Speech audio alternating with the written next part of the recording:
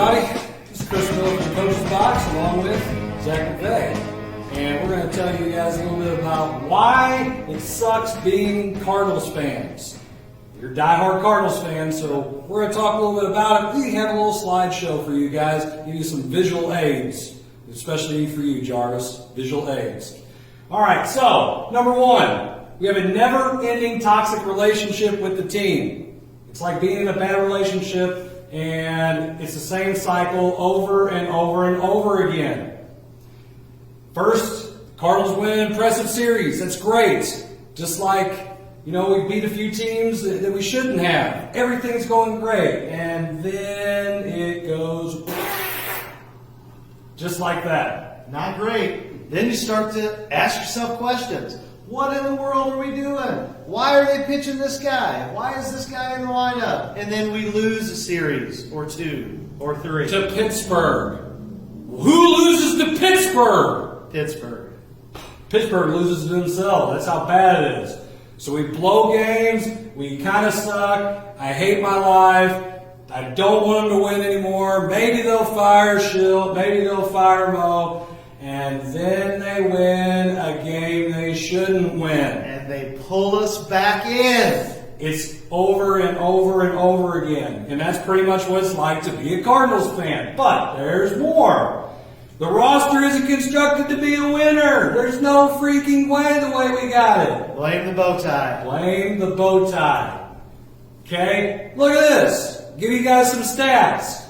How can you have all these major league ranks with our team totals and we can't even make it into the... by the way, there's only 30 teams in baseball. Hold on, wait a second. You mean the higher numbers aren't good? They're not great. Oh. Not great at all. Okay. We're talking about the fact that our batting average, which I know nobody looks at batting average anymore, like that's not important, tied for 18th. That's our team batting average. Are you kidding me? Runs batted in, tied for 24th. It's terrible. On base percentage, which is what everybody looks for, 19th. 19th. By the way, many of our ranks represent, we are very close to being what the Orioles are, what the Diamondbacks are. The Orioles? Yeah. And are they in contention? No, they were eliminated like the second day of the season. So this is our team. Now, pitching wise, hey, this has been kind of a strength. It's not been the greatest with all the injuries, but it's been somewhat of a strength. ERA, we're about middle of the pack. I mean, when you walk everybody, it kind of makes it an issue, considering we are 29th, and thank God for the Reds, because they're the only team ahead of us in walks, and then hit by pitch, the Chubs. The Chubs are in first when it comes to that. So the higher number is not good. Home runs allowed. We do not let people, unless you're Reyes in the ninth, we don't let people hit home runs. This gives you an idea of why the roster isn't constructed. Not only that, let's talk about individuals real quick. Here's our best players in these categories. Batting average, RBIs, on base. Pretty much what it tells me, Zach, is all you have to do is stop Nolan Arenado and Paul Goldschmidt, and that's it. 286 is our best batting average? Yeah, and, I know nobody hits 300 anymore, but, Vladimir Guerrero, 320. Yeah. Oh, and what else does he do? He scores runs. What else? His OPS. Look at his OPS in comparison to our best. We're tied for 20. Our best players tied for 24th. So our best players on our roster, this is their Major League Baseball rank. When we had Pujols was near the top in everything that mattered. These are our guys, and this is where we are. Run scored 78. It's just not good. So how can we? Seriously, what kind of team are we putting together? Average, and that's basically what we have here. Okay. 3. Whatever Schilt does, the decisions he makes me kind of wonder what's going on in his stinking head. Is the pressure getting to him? Maybe, or he's just a puppet. Talk Oh. about lineup spots. I know this is great because for Ron Rhodes, this is for you. Why is Carpenter even in the lineup? Why is he batting so high? Hey, I heard a stat the other day. You know how many hits he's had in the last 3 weeks? The last 20 some odd plus at bats? Zero. 0 for his last 22. But hey, he's got walked 5 times. Right. That's great. Right. Struck out, I don't know, about half the time. Pretty much. And then everybody talk about DeYoung. Well, oh, DeYoung got a double off the wall. That's great. What else has he done?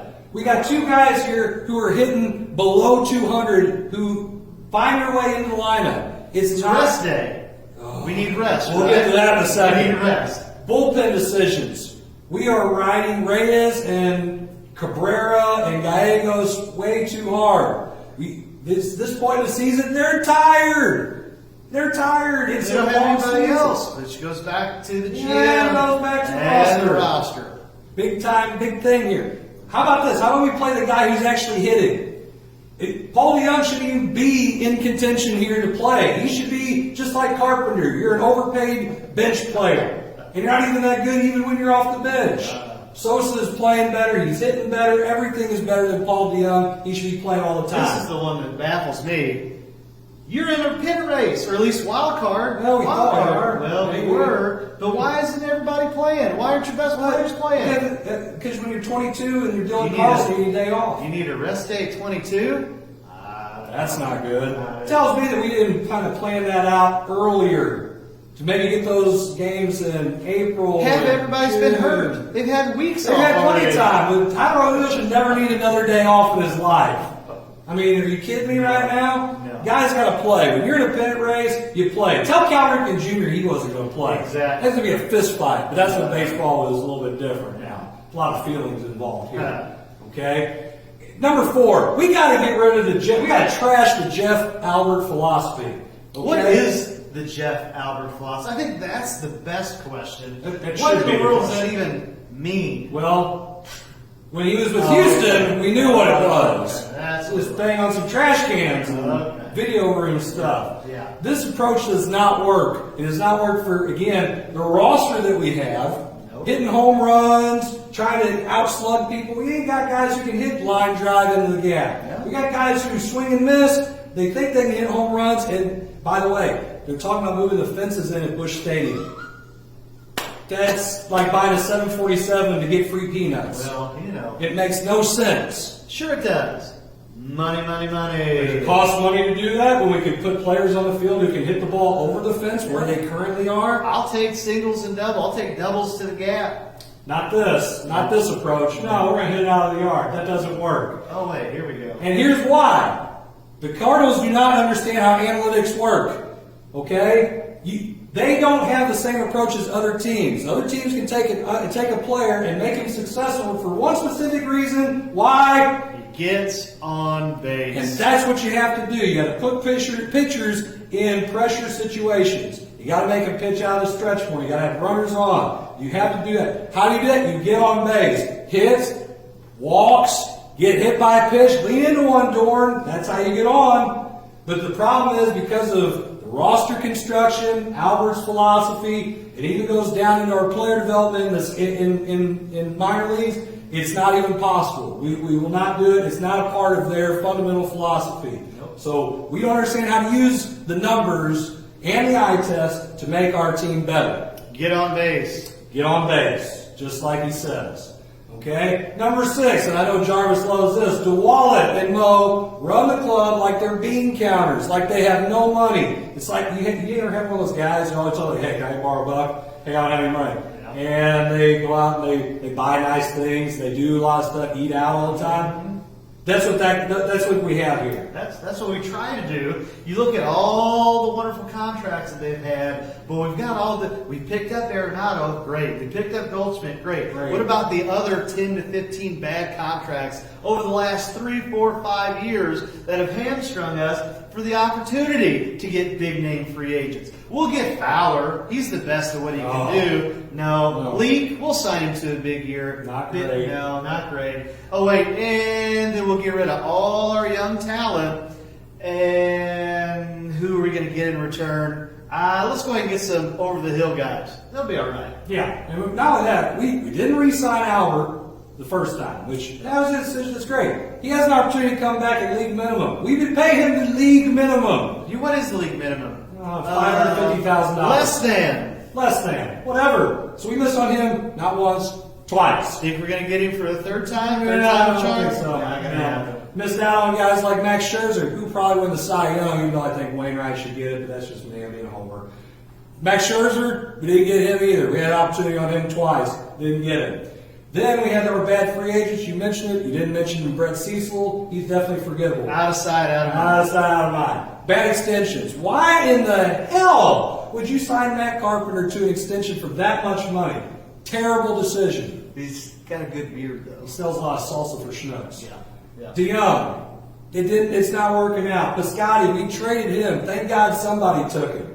But these extensions are bad. Let the guys prove themselves. You talk about having people under player control, keep them there. We already pissed off Flaherty. He probably won't even come back. No. Once we lose player control, he's not re-signing. It's done. Yeah. Oh, and our deadline pickups, Yeah. the Over the Hill Club. Yeah. I mean, they're so ancient. So, yeah, they're serviceable. We're going to use them for innings. No Dave Duncan coming in here and working with these guys. Yeah, It's not happening. not the same. Definitely not. So the other problem is all of our young talent. We might think of them a little differently than everybody else because we don't evaluate very well, and we miss. We miss a lot. We have our prospects that we traded away. They're okay. We're going to trade for these guys, these other guys, and they do really well other places. Rosarena, which shakes my head. Now he might not be the man, but he had his camera out and his phone out, and you can't do that. That's frowned upon. It's frowned upon. That's a fine. Yeah. That's a fine. Not trading you and then letting you be the man last year and take the stupid Rays to the World Series. The Rays. The Rays. Yeah, and they spend a lot of money, don't they? No. But they spend a lot of money here on evaluating talent, which is kind of important. Wait a second. So you mean our farm system and our scouting department Bingo. is lacking? Okay. Adolis Garcia, missed on him. 29 home runs, 70-yard guys. We could probably use that right now. Just a tad. Luke Voigt, yeah, we could probably use that too. Now, I know he plays first, but I'll take a young Luke Voigt over a 30-plus-year-old Goldie right now. maybe, hey, if he gets on base, we make him play second. Work for Scott Haverford, he's a little different position. Yeah. Sandy Alcantara's a different story. He's a pitcher. He threw 120 pitches the other night. Whoa. 120 pitches? I know. You don't say? Yeah. Hey, you know who's the only guy that throws over 100 pitches in our lineup? The guy that's 40. The Yeah. guy that has to throw 8+ innings. Yeah, because otherwise we wouldn't have a chance to win. Yeah. And on top of that, we think really highly of our prospects as the organization, but not everybody else. Not everybody else, because our best prospect is ranked 21st, or our farm system ranked 21st overall. Our highest prospect, which is Gorman, he could help, number 25. So, again, average. And because we don't have those kind of prospects to trade, to get better pieces, we lose out on all of these deals that we could be doing. Now, you're not going to find that Colorado all the time is going to basically give you Nolan Arenado, a future Hall of Famer, for a bag of baseballs and Fill up the soda and machine. then here, and we'll pay you $50 million. That's not going to happen. So what do we do? I have no idea.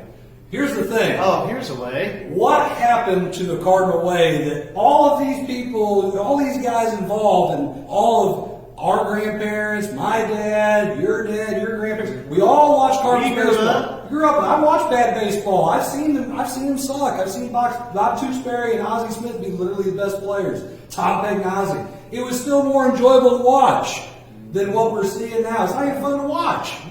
I mean, we got a manager who might just be a puppet. TLR wouldn't take that. No. He would just say, no, I'm going to do it my way. Yeah. My way. What would Whitey do? I mean, what are these? Bunt. Get on base? Yeah. Get on base. Put Put him them in run. pressure, Steal. stress, Yeah. all those things. So these are the reasons why we're really frustrated being Cardinals fans. So you guys make sure you tell us, and when we have the show next Tuesday at 8 p.m., you guys jump on and you guys give us your feedback. If you want to comment right now, feel free to do it. Okay? We wanted to give you guys a little blurb since we're not technically having a show this week. This is part of our show. Check us out on the Coach's Box exclusively on the Coach's Box Facebook page. Like it, share it. We'll be on the show next Tuesday, 8 o'clock. Don't know where we'll be at just yet, but check us out next Tuesday at 8 o'clock. Hope to see you guys there. Hey, and don't forget, like it, share it, and we'll see you all later.